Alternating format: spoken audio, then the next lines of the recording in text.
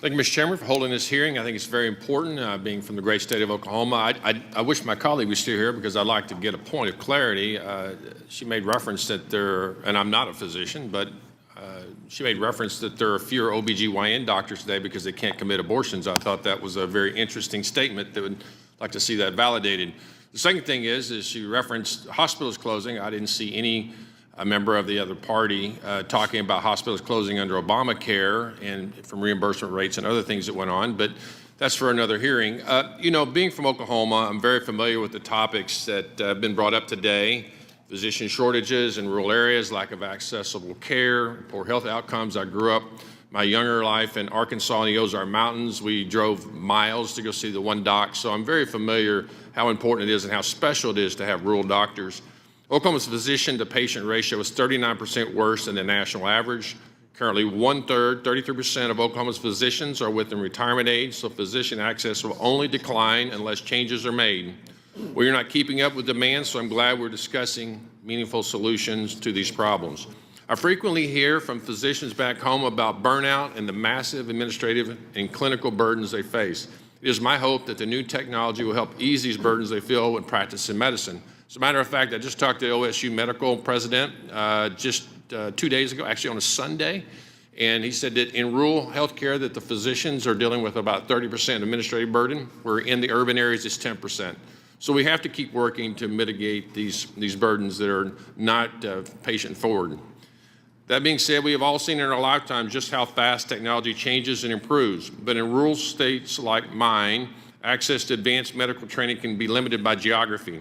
Dr. Moore, how are residency training programs keeping pace with the technology sector and making sure both residents and the physicians training them know how to use these newest health technologies? And can you confirm residents in both rural and urban settings are receiving equal training in these advanced systems? Thank you for the question, Mr. Hern. And you have incredible schools in Oklahoma, and my colleagues, Dean Blankenship and Dean Bray, and in Tulsa and Tahlequah, doing an excellent job. And that's one of those places where you have put a medical school campus in a very rural area, especially in the Tahlequah Nation, where you can actually train people where you want them to be. And I think that's admirable. But back to your question, are we keeping up with technology?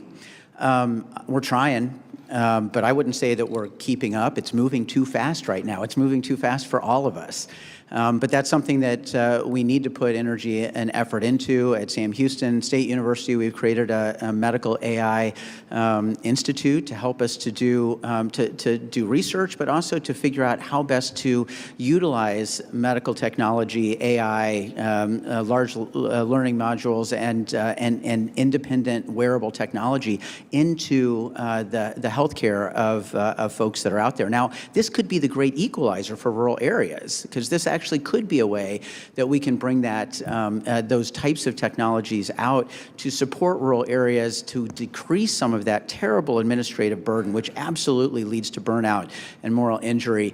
But we have to be able to lead the process. I'm going to get to one other question, if you don't mind. Thank you for that response. The James Mountain Inhofe VA Medical Center, named for our dear friend, the late Senator Inhofe, is scheduled to open this year in my district. This is a nearly 275,000 square foot, 58-bed hospital that will serve veterans from all over the state of Oklahoma. It's attached across the street from the OSU Medical Center. I'm extremely proud of this project, which was made possible by partnerships with the VA, Oklahoma State Medical Center, the state, and other entities. Veterans are a unique patient population, and it is important, so important, that they can access and receive state-of-the-art care. An exciting part of this partnership is that medical residents will complete training rotations in the VA hospital, gaining useful experience caring for our nation's heroes. Dr. Haas, can you explain the importance of residents to receive training in different settings of care, such as VA hospitals, tribal health facilities, and the value in learning to treat these patient populations? And how can we continue to support these partnerships that will generate considerable benefits to our residents and their communities?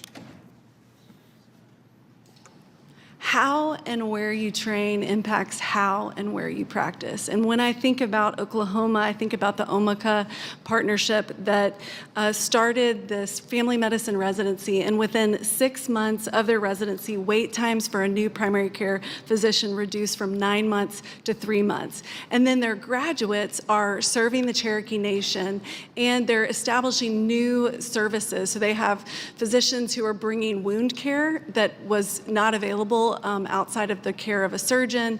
They're providing obstetric services. So thinking about caring for different populations and different sites is going to just increase the richness of their learning and ultimately increase access to care.